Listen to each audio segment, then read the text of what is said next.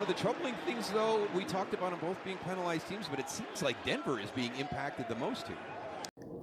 So listen, when I look at the losses, 3 losses of the Denver Broncos this year, I see 3 games in which the game was decided by poor ref play, as in a made-up leverage call that was not leverage, 0 penalties called on the Chargers in the entire second half of that game, and finally today a total of like 2 penalties called against the Jaguars, who are one of the top 3 teams in the league with the most penalties called on them.